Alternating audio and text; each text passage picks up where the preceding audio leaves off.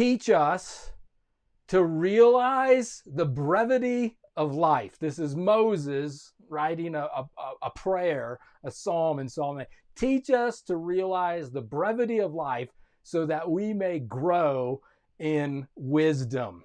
Teach class is in session this week. All right, we're going to school, and Moses is saying, hey, teach me time management. How can I tell time? You thought you knew how to tell time, but Moses is saying, God, you teach me. So here's what I want to know.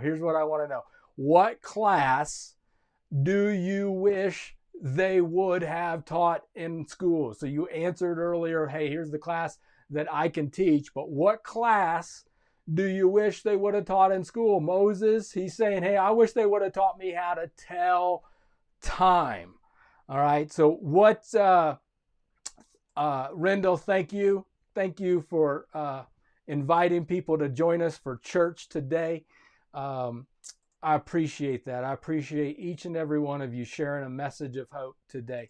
What class do you wish they would have taught? Lynn says Perspective 101. Yeah, they don't teach that. How about how to teach your kids, how to homeschool your kids in a pandemic, huh? I mean, some of you got teenagers in the house and you're like, it was a win just to get them out of bed. Like, teach them a subject. Are you kidding me? Like, just be glad they're not dead. All right. It's tough out there for parents. You might be like, trying to get a workstation. You got 20 emails that have come across. You're trying to figure out this link isn't working. Like, where's that class? Michelle said taxes and finances. Cindy says finances as well. Rick says common sense. Oh, yeah. Shelly says self-worth and value class. How about we talked to Emily and Elizabeth? How about for teachers during this time? How about, hey, how to teach online? And I feel for you right now, teachers, because not only are you trying to reach the students and figure out how to do the things there, you also, and you know that, you got parents that are in your class right now. They're off camera. You can't see them. Oh, but they're listening. And now all of a sudden, you don't got just the parent who's like, all up in your business. No, they're in your class right now. That's a lot. That's a lot of pressure to handle. Scott, how to raise kids, for sure. How to deal with parents like Mike. Hey, I'm supportive, man. How about this? All right, right back at you. How to pastor a church during a pandemic. They didn't teach that one in seminary. In seminary. How do you pastor a church? Well, you might be saying, what the heck does this have to do with time? Teach me about the brevity of life. We don't got much time here. What does time have to do with comparison? We'll bring it back around here. But as you're answering that question, so many of us, especially when it comes to church, we want to go back to normal. I just want to go back to the way it was. And I'm not convinced that the way it was the way it was meant to be. Like the way it was, if we compare church to the way it was pre-pandemic, if we compare that to the past 200 years, maybe it would have been normal compared to the past 200 years. Like, okay, if church was, we go to a building, we sing 3 songs, someone gets up and talks, and then we all pat ourselves on the back and leave, then maybe that's what we're used to with church. But we may even do that at Freedom, but that is not church. That is not church. Church is go. Church is be the church. And we know this at Freedom. I'm so grateful for this church who you get that. Thank you, Jan. But you know this, that it is not this scripted thing. In fact, watch this. I want to just bring this up. I saw this too. this week. Let me go ahead and bring the question down. Nope, I'm jumping ahead of myself. Look at this first church. In a couple of weeks, we're gonna do a new series, and we're gonna look at this first church. I think the series is gonna be called Unmute Yourself. All right, click the unmute button. All right, we're gonna look at the first church, and we're gonna click that unmute button. And these guys, they were just gotten beaten up. They just got flogged. They said, stop talking about Jesus. Do not say his name. Do not teach about him. And not only did they get told that, they got beat up for it. And it says that the apostles, they, let me bring that down. The apostles left the high council rejoicing. Okay, they got beat up, got told to shut up. They left rejoicing that God had counted them worthy to suffer the disgrace for the name of Jesus. Now, if I'm just going to pick on Christianity today, if that was Christianity today, it wouldn't be rejoicing; it would be revolting. The Christians would have been revolting and saying, "No, down with the government, down with the structure." No. These guys said, "Oh, you're putting us in a cage. Awesome, we get to suffer with Jesus." Because they're going and they're being, and that's not even what I wanted to preach about. Is every day in the temple, all right, the temple was the hub of Jerusalem. They just all gathered around there. So they started seeing each other. All right, we don't see each other all the time physically, maybe at Smith's when we cross paths and we're going down the aisle the wrong way and we're like, hey, you're going the wrong way, you're going the wrong way, and whatever. We see each other online, on Facebook, and we're encouraging one another on Freedom Online. But then, from house to house, church compared to right now, we may have never looked more like the church. House to house, we're doing freedom at home. One of the weaknesses of Freedom Church right now is relationships, building these connections, and we're meeting home to home. I don't mind spending a little time at home with you talking about Jesus. I don't mind spending a little bit of time at home, you with your kids, talking to them about Jesus. House to house. We may have never looked more like the church than right now. I want you to see this. And they continued. We haven't stopped. Church hasn't stopped. They continued to unmute themselves and teach and preach this message. Jesus is the Messiah. Let's get excited. Freedom, freedom, freedom. Get excited. Jesus is the Messiah. What's the Messiah? The anointed one. He's the one you're looking for. You're in that chase for more. Jesus is the one. Get fired up. Don't leave me hanging. I'm in a closet by myself right now, but I know we're in this together in spirit.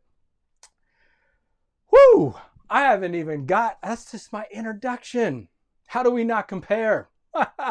How do we not compare? Well, we know this.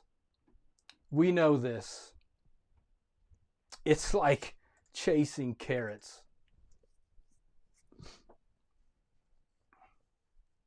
It's like chasing carrots. We talked about this last week. Solomon wrote this in Ecclesiastes 4. Then I observed most people are motivated to success because they envy their neighbors. It's a good motivator. But this too is meaningless. He says it's a chasing after the wind. And you know this. You get the job promotion. That whatever was next, you hit it. You moved to the new job. You moved to the new city. You got the new house. Whatever was next. You had that vacation. That thing that was next. You got married. And that thing that was next. That thing you thought was going to satisfy. They're not bad. But in the end, it left you empty and wanting more. It was like chasing the wind. It was like chasing a carrot. Solomon could have been writing this yesterday. No, this was thousands of years ago. What's next, we know, does not satisfy. And comparison is this silent assassin deep in our souls, and it undermines our relationships. It steals us of our joy, and it gets us distracted from our purpose. this pressure to measure up, this pressure to feel significance. We don't talk about it, but boy, do we sure feel it. We're going to talk about it today. I'm going to give you some hope today. All right. 5 things that I got 4 things that I want to go through today. And we'll talk about this more on Monday Motivation too. So we'll hit some of this throughout the week. Alexis, hey, good to see you. Good to see you and Mario today. I'm glad you guys are joining in. From San Antonio, Heather and Doug and Seth. Looks like you guys had a great one yesterday, albeit a hot one. But man, it's good to see you. Hey, everybody, I'm telling you, the comments are better than the sermon. Jump on in. Don't be passive. Don't be, I'll just go back to normal. No, we are here together. So thank you guys for jumping in, spreading hope. We need some hope today. Here's a question I want to ask you. Who are you racing against that doesn't know they're in a race? You need to identify these triggers in your life. Who, in this comparison game, in this race, who are you racing against that doesn't know they're in a race? You want to know for me? It's my neighbor down the street. Don't even know his name. He doesn't even know my name, but we're in a race. It started a little while ago when this house down the block went for sale for $800,000. It's a beautiful house. I'm not against having a big house, I like it, all right? It looked like it had a great view. I think there's a hot tub in the back, has a mountain view, has a great view of the valley. I'm like, this is an awesome house. Then you see these 2 giant moving trucks move in. Like, oh man, that's a nice house. Then the brand new truck, GMC Sierra, that's in the same exact color that I want, pulls up in that driveway. And then I notice, okay, I go to church on Sundays. I love church. But I started to notice several Sundays after they moved in, that I'm going to church and he's loading up some kayaks in that pickup truck. He's loading some canoes. He's going fishing. He's going camping. Now, I don't kayak. I don't go camping, but it looks amazing. He's got all the toys. And then he's got kids, and I see that they got all the toys. I saw his garage door once open up, and I could see all the toys there. All right, this guy's in a race with me, and he doesn't even know he's in a race. Who's in a race against you that they don't even know that they're racing? This starts even at a young age. My oldest had his birthday this weekend, turned 8, and my youngest, he was sad last night. I was like, Charlie, what's going on? He's like, well, Maya's he's always older than me. Like, he was so upset that his older brother was always going to be older than him. And they are constantly in this competition together on who has more or who's better at something like this. Ladies, you got to be great at 1,000,001 things, but you got to make it look like you're doing nothing. This pressure to perform, this pressure to present. Who's in a competition against you and they don't even know that they're competing? It could be the husbands. Like, I love This Is Us, Jack Pearson, all right? And ladies, you might be looking at your husband and saying, he's not Jack. Well, I'm going to tell you, nobody's Jack. Jack Pearson doesn't exist, all right? You look at, you're like, who's Jack Pearson? Just whoever that is on a movie screen, and you're like, I can't measure up to The Notebook. I can't write letters every single day. Well, it's not fiction. It's fiction. This is a pressure. Is it maybe it's you compare yourself and you envy the dad who has the star pitcher on the other little league team. I could just keep digging and digging and digging, and I would find your insecurity. And the point of this is finding out what's going on in the heart. Because finding the trigger is going to reveal, really, this is a heart issue. All right? Comparison exposes the heart. So I want to ask this question. Put this in the comments. What kind of feelings does comparison lead to? if it exposes the heart, what kind of feelings? Rendell, my peers at work. Yeah, and it can trigger us. And I don't work with you at work, but I also know a lot of people who work with you and like, sorry to pick on you, Rendell, but no, they like envy you, like, right? So everybody, we have these own thoughts that go on in our head, and they also reveal our hearts. Thank you for your transparency, Rendell. I really do. I appreciate that. And if we don't wrestle with these things, if we really don't wrestle and grasp, like people, teenagers are struggling with suicidal thoughts over this stuff. In Los Alamos, we have like this stress competition. Oh, you have 3 AP tests this classes this semester, and you got 3 tests and 4 writing assignments in the first week. Well, that's nothing. I got 4 AP tests. I got some essays, and I got all these extracurricular activities that I'm doing, and we think whoever's more stressed is more successful, and it couldn't be more wrong. And people can these feelings of resentment, these feelings of jealousy that I am not enough, feeling defeated, envy, can take us to some dark places. So we got to wrestle with these things. We got to wrestle with these things. And it exposes the heart. Look at this, 1 Samuel, when Samuel said, hey, Saul, you're not going to be the king anymore. And God said, hey, Samuel, you're going to be the one that selects the next king. And it's David. David was going to be the next king, but David was this young teenager shepherd. And the Lord said to Samuel, do not judge by appearance or height.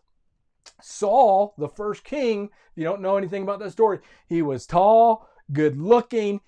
By outward appearance, he was the king. He was not the man.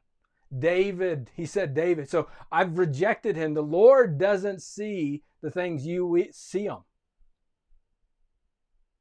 Just let that one sink right in, right there. That's a word for you from God. The Lord doesn't see things the way you see them right now. There's something else that's happening. People judge by outward appearance, but the Lord looks at the heart. Now, dirty little secret when it comes to comparison. We actually like it. Come on now. You get some satisfaction from the extra attention when you compete and when you win. You like the attention you get when you get the success. This comparison game does pay off. Why is it still there? It pays off. There's a dirty little secret behind it that we kind of like it. We kind of want it.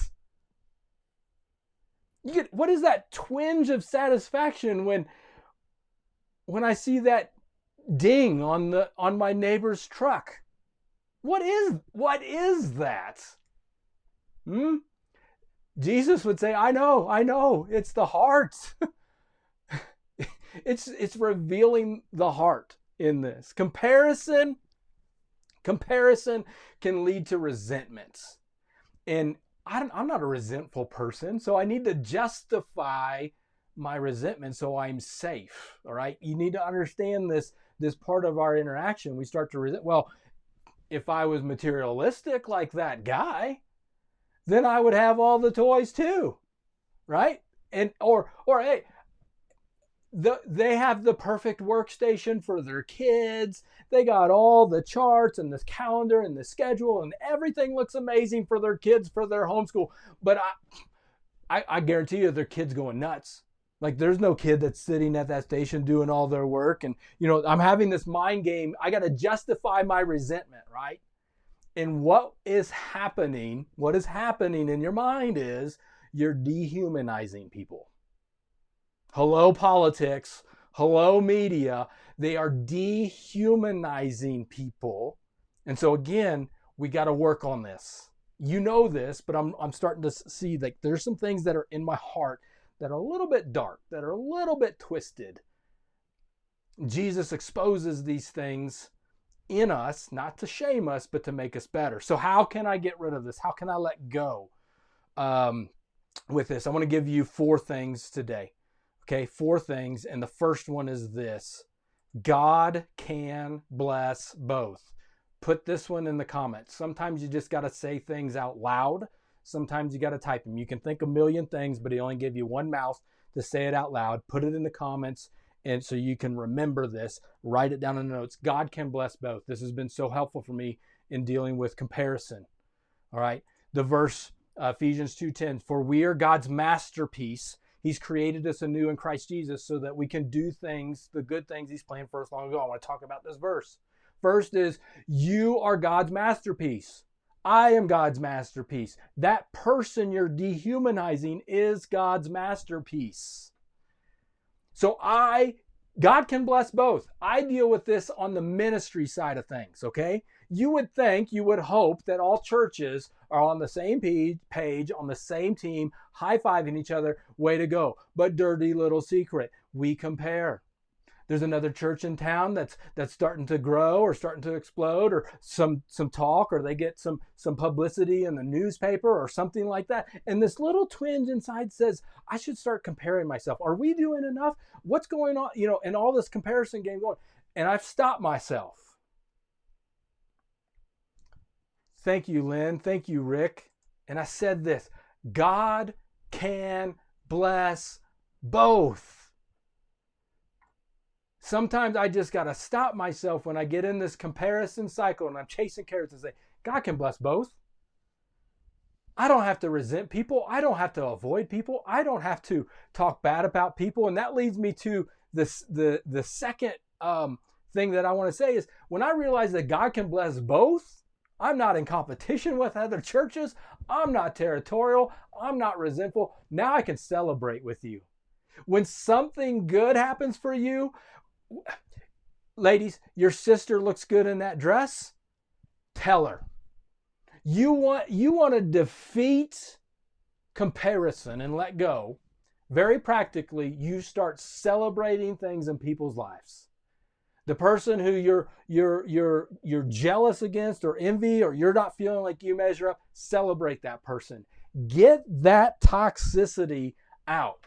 Your brother-in-law has that nice new car, that truck that you've been wanting, tell them that someone built the house of your dreams, and they're younger than you. How dare they? Tell them. If somebody did something good and you can't find it within yourselves to celebrate alongside with them, there's your heart. Something is exposed in there. So if they did something good, celebrate. And you're like, well, I don't feel like celebrating right now. Are you telling me not to be me? No. But I'm saying this, emotion follows motion. I may not feel like it, but I also know my feelings, they're terrible guides on this race. And so I know my emotions will follow emotions. So that's been so helpful. God can bless both. And I'm going to celebrate you. I'm going to be a celebrator of life. My goodness, you want a Facebook hack right now. Be a celebrator of people. See something good, celebrate it. Our world, our culture needs so much hope right now. And so we did this in the Love Los Alamos campaign. Some of you guys have done this and you've seen that we don't use Facebook as a toy. If you use it as a toy to just spill, here's my random thoughts for the day, here's this news article, here's this meme or whatever, and you can do all those things or whatever, but I'm not going to use it for a toy. I'm going to use it for a tool. When you start celebrating people, when you use it as a tool to give out hope and encouragement and inspire other people, all of a sudden it takes a turn. How do I do that? This week, random Facebook hack. You want to clean up your news feed and all the junk and drama? Start by not liking anybody's comments. Don't like a single comment. Don't like anything. I'm like, well, what comment? If you like it, don't like it. Right, Michelle? And Michelle Brown, I know we had talked about this before. So you're saying if you like it, don't like it. Yeah. Comment on it. Celebrate people. Celebrate people. Be a celebrator. Third thing that I want you to know. I want you to know who you are.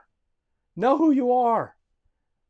Now, in this series where we've been answering your top questions, okay? Today we're talking about comparison. Last week we talked about perfectionism. The week before we talked about shame. All right? These are the top 6, but you guys asked a bunch of questions. We said vote on them. We got over 200 and some odd votes, and these 3 were in the top 6. Answer this question for me. If you were a pastor, if you're looking at this and say this is what people are questions are, what would this tell you? What would this tell you? God has created us anew to do the good things he's planned for us long ago. What would these subjects tell you? Hebrews 12:1 says, "Therefore, since we are surrounded by such a huge crowd of witnesses to life of faith, let us strip away every weight that slows us down, especially the sin that so easily trips us up, and let us run with endurance the race God has set before us." When I look at what we're dealing with, what I'm dealing with, questions we're asking, right now I get a sense that we don't know who we are. In fact, when we look at ourselves, we hate ourselves. Next week, we're asking the topmost asked question, can I be a Christian and still struggle with the same sin? We are wrestling with some shame and some guilt and some things that we don't like about ourselves. And I'm telling you, that's not how God sees you. That's not how God sees you. That's not how God sees you. God doesn't look at things like you see them. He looks at the heart. And you may look at you and not like you, but I'm telling you right now, that's not how. Therefore, since we're surrounded by such a huge crowd of witnesses, God has a race for you. Think about this. What's the therefore? Hebrews 11 talks about, it's like this hall of fame of faith. You got Moses, you got Rahab, you got David, you got Noah, you got like all these giants of the faith, Gideon and stuff like that. You're like, I could never measure up to those guys. Wait, time out. Those guys wouldn't be hired on any church staff. All right? Moses. If we did a fact check, background check on him, murderer. Rahab, prostitute. Noah, oh yeah, Noah, you built that ark and everything, which is awesome, but you also got drunk and went streaking. All right, look it up, it's in there. Not getting hired. Look at the disciples who Jesus started this church with. I don't want Peter in the kids ministry, okay? Paul, who's writing a bunch of the New Testament, murderer. You got to know who you are. You've got a race to run. Are you so special that everybody else has a race to run, that God has a purpose for their life, but not you? Not you. Teach me, God, teach me. Bring me classes in session. Teach me the brevity of life. You got purpose. You don't got much time. You got purpose, but you don't have much time. Tick, tick, tick, tick, tick. If you love somebody, tell them today. Be a celebrator. If you need to apologize to somebody today, reach out and tell. You don't got much time. Oh, I'm just going to wait to get things back to normal. Then I'll do. No, you don't got much time. This is now. Right here, right now. God has something in store for you today. Teach me the brevity of life. Compared to eternity, we don't got much time. And God has something for you today. You. Bob Goff said, when we don't get distracted by comparison, if we're captivated by purpose. Bob Goff said, if we don't get distracted by comparison, if we're captivated by purpose. I don't have much time. I'm not waiting to get back to normal. Let me end it with this. How would you define success? It says, we do this by keeping our eyes on Jesus, the champion who initiates and perfects our faith. Because the joy awaiting him, he endured the cross, disregarding its shame. Now he is seated in the place of honor beside God's throne. Think of all the hostility you endured from the sinful people, and you won't become weary and give up. Don't give up. If you define success by earthly success, don't know who you are. Don't be defined by the world anymore. Don't let the world define success, because if that's the case, Jesus was one of the most successful leaders of all time. When he died, he had virtually no followers. His best friends deserted him. One of them betrayed him and backstabbed him and sold him out. But when humanity was at its worst, God was at his best for you, for me, and it was all on purpose.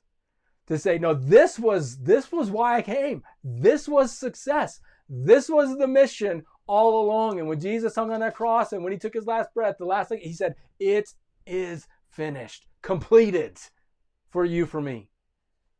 Don't give up in this race. Don't be defined by what others define as success. And the fourth thing I want you to know is that God is the reward. Compared to whatever it is that you're chasing and you're wanting, you have God. This idea, this chase for more, is not a problem to be solved. It is a tension to be managed. In fact, God has purposely put that want and craving for more inside of you. So I'm not saying it's bad to want more, but it was always, always, always meant to be filled by Jesus. Everything has been pointing for Jesus. So when you're craving for more, I would say don't ignore it. That's the thumbprint of God on your life. And when you compare that to eternity, oh, look at this. Revelation 21, I did not see the temple in the city. Let me go back up to 17. The angel, they're looking at heaven. The angel measured the wall using human measurements, and it was 144 cubits thick. Pause. Human measurement. Don't measure things by human measurements. Success, appearance, approval, you will always get it wrong. What's it made of? It was made of jasper, city of pure gold, pure glass. This city, it's like I did not see a temple in the city, because the Lord God Almighty and its Lamb are the temple. You don't need to seek approval and measure yourself by approval. You are already approved. You get God. And while in a sense, we don't get him fully yet, it is still to be revealed. There's still a mystery, but I'm telling you, what you're suffering now is nothing compared to eternity. That city does not need the sun or moon to shine on it, for the glory of God gives it light, and the Lamb is its lamp. The nations will walk in its light, and the kings of the earth will bring their splendor into it. And on no day will its gates ever be shut, for there will be no night there. The glory and the honor of the nations will be brought into it. Nothing impure will ever enter it, nor will anyone who does anything shameful or deceitful. Oh, I'm not going to compare and put other things up above God. I'm going to get teach me a class on priorities, but only those whose names are written in the Lamb's book of life. Whose name is written in the Lamb's book of life? The ones who know that Jesus is the Messiah. He's everything you've been wanting. Everything you've been craving and looking for has been found in Jesus. You've been measuring with a stick by human standards. You've been chasing carrots. You've gone to whatever's next, and it's never satisfied. And now you're starting to see that was God the whole time. He let me feel that emptiness to say, hey, that's not going to satisfy. That's not going to satisfy. That's not going to satisfy. I've had it all. Oh, God, you're the reward. That's why Jesus says, come to me, all who are weary and heavy laden, and I will give you rest for your soul. When I'm comparing, God can bless both. And in fact, he wants to bless both. And that's a beautiful thing. So I'll celebrate. I'll celebrate the good in your life. I'm going to be a celebrator this week. Some of y'all need to get on Facebook right now and go find that post, that one you kind of dehumanize someone on, and go celebrate and say, good job. That's awesome. Emotion will follow motion. Know who you are. Run your race. You have a race. Make sure it's the right one. You've been running the wrong one, and it comes up empty. The race that Jesus has for you, run it one step at a time, and knowing and trusting that God is my reward. Why Jesus? Why Jesus? Because these guys, they saw him live his life and how he lived it.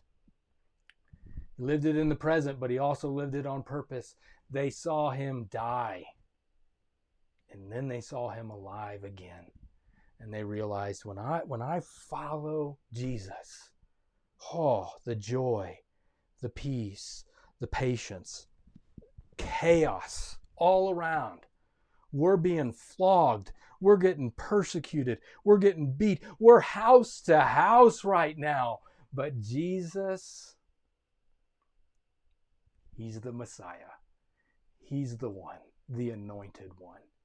Teach me the brevity of life.